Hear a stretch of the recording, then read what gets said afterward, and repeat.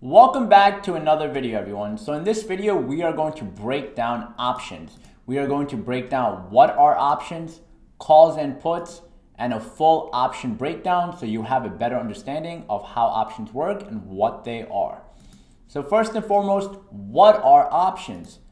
Options are a contract that gives you the right to buy or sell the underlying security, but not the obligation. Basically, you don't have to buy or sell, but you can, that's up to you, at a predefined time and price. So in simple terms, when you have an option contract, you have the right. So you can buy or sell the stock if you want, but you are not obligated to. You don't have to. Okay, now most people, when they jump into options, it seems very, very complicated and very confusing. But I promise towards the end of this video, I will break it down and help you understand everything a lot more. Now, the only thing you have to understand about options in simple terms is that there's two sides. There's something called calls and there's something called puts. So there's call options and there's put options. That's where the whole options come from. They come from calls and they come from puts. Now, calls basically mean that the stock's price is going to go up. So if you buy calls, you are assuming that the stock's price will go up. If you buy puts, you are assuming that the stock's price will go down. Once again, we have calls and we have puts. Calls, you are assuming that the stock's price will go up. Puts, you are assuming that the stock's price will go down. If you buy a call option, right, you have the right to buy at a predetermined price, right? So if I buy a call option at $30, that means I have the right to buy this stock for $30. But if I don't want to buy it, I don't have to buy it. If I buy a put option, right, for $30, I have the right to sell this for $30, but I am not obligated to do so, right? So I'm going to break down options in a much simpler format in this video so you have a better understanding. And then in the next video, I'm going to dive into a real stock example. So let's take a basic example with options, right? So let's say we have Joe. Joe is a buyer, and then we have Mark. Mark is a seller. Now Joe, let's say, wants to buy this car right now. This car is valued at $30,000. Mark is the owner of the car, and Mark is willing to sell the car. Now, instead of Joe buying the car right now for $30,000, Joe's like, hey, I don't know if the value of this car is going to go up or down in the next few months, but you know what? I think the value of this car is going to go up. It has a higher probability of going up. So instead of me investing a full 30 grand, what I would like to do is I would like to control this car. I would have to have full control of this car for X amount of time, right? So basically what Joe does, right, is Joe says, okay, hey Mark, I want to be able to buy this car for $30,000. I want to have the right to buy it for $30,000, but not the obligation. I want to have the right to purchase it for $30,000. Mark says, okay, how much time do you need, right? And Joe says, you know what? Give me 2 months. Give me 2 months, and in 2 months, I'll see if I still want to buy the car or not. So Mark says, all right, fine, but I need a deposit. You need to give me a deposit for me to make sure that I don't sell this car to anyone else if anyone else does come in and they're looking to purchase this car. So Joe says, all right, what is the deposit? And Mark says, well, the deposit is going to be $2,500 because you want me to hold it for 2 months. If you want me to hold it for a week, it'll be maybe $500. But since you want me to hold it for 2 months, the deposit will obviously be higher. So Joe says, all right, so for 2 months, I have a control on this car where I can buy it for $30,000. All I have to do is give a deposit of $2,500. So Joe says, all right. So let's go over the full contract, the terms of the contract. Now, the strike price is 30 grand. What does that mean? That means Joe has the right to buy the car from Mark for $30,000, but not the obligation. So Joe, if Joe wants to buy the car, he can buy the car for $30,000. What is the time frame? The time frame of the expiration of the contract is 2 months. So Joe has 2 months starting today to purchase the car for $30,000. Doesn't matter if the car goes up, doesn't matter if the car goes down. Joe has locked in his $30,000 price for the next 2 months. How much premium did Joe pay? Joe paid Mark a deposit, which is known as a premium, of $2,500 for this contract right. So Joe paid Mark $2,500 to control this car for 30 grand for the next 2 months. Meaning for the next 2 months, if Joe wants to buy it, he can buy it for $30,000, even if the car goes to 10 million or even if the car goes to zero, right? Obviously, he wouldn't buy it if it goes to zero, but just giving you a reason. Now, if Joe decides not to buy the car, his total loss will only be the deposit. So let's say within the next 2 months, Joe says, you know what? I don't want to buy the car. I'm not interested in the car lost value, or whatever the case may be. Joe only loses his deposit amount, okay? Now, let's go over the first call contract scenario. So the first scenario is that the value of the car goes to $50,000. So in the 2 month time period, let's say the value of the car goes from $30,000 to now $50,000. Since the value of the car increased, right, based on the contract, Mark must still sell the car to Joe for $30,000, even though the car today is worth $50,000, right? The contract Mark and Joe had was that Joe can buy this within the 2 month time period for $30,000. As long as this is still within the 2 month time period, Mark has to still sell the car for 30 grand. Now, at this point, Joe can either buy the car or sell his deposit for a profit. Sometimes what option traders do is instead of actually buying the car, they might say, you know what, I paid $2,500 for my premium. I'm willing to sell this premium for, let's say, $20,000 or let's say $30,000 or let's say $15,000, whatever people are looking to pay for the premium. That's the first thing Joe can do. Or Joe can say, you know what, I want to buy the car. Here's 30 grand for the car, right? And here's the $2,500 deposit, right? So Joe pays a total of $32,500 for the car, and the car today is worth $50,000. So Joe makes a profit of $16,000, $17,000 on the car by only investing the deposit amount. That's the first scenario if the car goes up in value. Now, let's say the car loses value. The value of the car decreases to $10,000.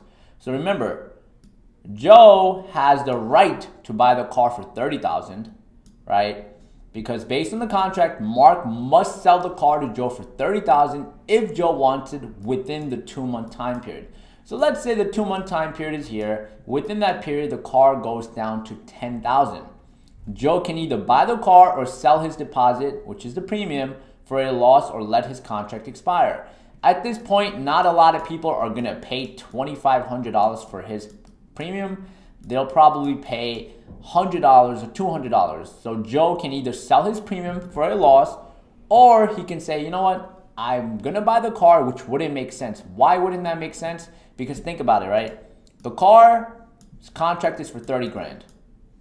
You can buy the car now for $10,000. Why would Joe buy the car for $30,000? Why not rather just cancel his contract, lose the $2,500, and then go buy the car for $10,000? That's what Joe would do if the value decreased aggressively. Since Joe had the right but not the obligation to execute his contract, his only loss will be the deposit of $2,500. That is the beauty of buying options. That's the beauty of trading options, because at this point, since the stock or the car lost a lot of value, Joe is only losing $2,500. Now, if Joe actually bought the car for $30,000, right, Joe would have lost $20,000. But since Joe bought a call contract, his only loss is $2,500. Right? That's once again the beauty of buying calls or puts. That's the beauty of trading options. So that's the first scenario of calls, right? Now the second scenario is, let's say we have a put example. Now remember, when you buy puts, you're assuming that the stock's price or the underlying asset's price will go down. So in this situation, there's Joe and there's Mark. Joe thinks the value of this car will go down in the next few months. Mark is the owner of the car. So Joe goes to Mark and says, hey, listen, Mark, I think the value of the car is going to go down. I want to execute a put contract with you. I want to go in contract with you where I could sell this car for 40 grand. So Mark says, all right, I'm down. Let's do it. Now, Mark obviously needs the strike price, meaning the price they want to sell the car for, and obviously the time, and how many months, how many weeks, how many days, whatever the time is. So they go into contract and they're like, all right, let's get into contract. So this is the terms of the contract. So the strike price is Joe has the right to sell the car for $40,000.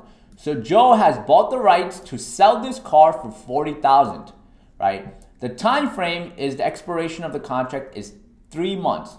So within the next 3 months, right, Joe can sell this car for $40,000. Now the premium, which is what Joe paid Mark, right, the deposit, is $5,000. So Joe paid Mark 5 grand. So for the next 3 months, Joe can sell this car for $40,000 if Joe wants to. If Joe doesn't want to, he doesn't have to do anything, and Joe will only lose his full deposit amount. So that's the contract. So now let's go over 2 scenarios of this contract. The first scenario, the value of the car increases to $50,000, right? Let's say within the 3 months, the first month, second month, or the third month, the value of the car goes to $50,000. Now, if the value of the car goes to $50,000 at this point, it wouldn't make sense for Joe to sell the car for $40,000, right? Because Joe will lose money. But based on the contract, Joe has the right to sell the car for $40,000 if it's within the 3-month time period. But that's if Joe wants to. Obviously, it would not make sense for Joe to sell this car right now, because if Joe was to sell the car for $40,000 and the car is selling for $50,000 and the value went up, Joe will lose $10,000. So instead of Joe losing $10,000, he's like, you know what? I'm just gonna let my contract expire. I paid $5,000 for this contract. I'm gonna let it expire and go to zero, and that will be Joe's max loss. Because remember, when you buy a put contract, you make money when the stock goes down. You lose money when the stock goes up. So the value of the price went up, so Joe is losing money, right? That's if the value of the car goes up. Now, the second scenario is the value of the car decreases to $10,000. So the value in the next 3 months, right, or the next month, but during that time period, goes down to $10,000. Now, based on the contract, Joe has the right to sell the car for $40,000 if it's within the 3-month time period, right? Joe can either sell the car or sell his deposit for a profit. So the deposit Joe paid was $5,000. So let's say the value of the car goes to $10,000. The deposit, based on other factors, which I will cover, the factor of the deposit might go to, let's say, $30,000.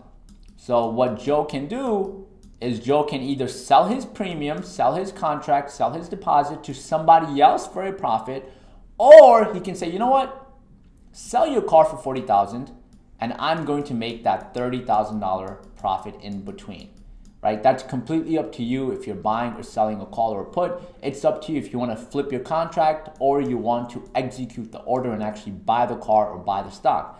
Since Joe had the right but not the obligation to execute his contract, his only loss will be the deposit. So if, let's say, like I mentioned, if the value of the car was to go up, Joe would only lose his deposit. But if the value of the car went down, Joe will profit. So what is Joe's profit right now? He can sell the car for $40,000 minus his $5,000 deposit, meaning he's paying $35,000. $10,000 minus $35,000, that's giving Joe a profit of $25,000, and Joe only locked in the contract with 5 grand. So the whole idea and the whole beauty of calls and puts or options is you get to leverage, right? You get to control a larger piece of a stock or a larger piece of an underlying asset with just a small premium, right? Now, just to recap everything, options are contracts between two parties, a buyer and a seller, right? There's a buyer and a seller that formulate a contract, which are known as options. That's where calls and puts kick in, right? Next, option buyers pay a small premium known as a deposit to control the underlying asset. They pay a premium of, let's say, 10 cents, $1, $5, whatever it may be, depending on the stock, to control a larger piece of the company or a larger piece of the stock or have leverage. You basically pick your strike price and expiration date. So when you are setting your contract, you get to pick when do you want your contract to expire. Do you want to give yourself 3 months to buy the car? Do you want to give yourself 1 week? Do you want to give yourself 1 year? Do you want to give yourself 2 years? Whatever it is, you get to pick this. And then obviously, after you pick your expiration date, you can also pick your price. Do I want to buy the car for $30,000? Do I want to buy it for $40,000? Do I want to buy it for $50,000? And all these things obviously vary depending on the play, depending on the probability, and a lot of other factors, which I'm going to break down in the upcoming videos. Next, calls are when you assume the price will go up, and puts are when you assume that the price will go down. So if you buy call options, you are basically making an assumption that the stock will go up. That's when you make money. If you buy put options, you make money when the stock or the underlying asset goes down.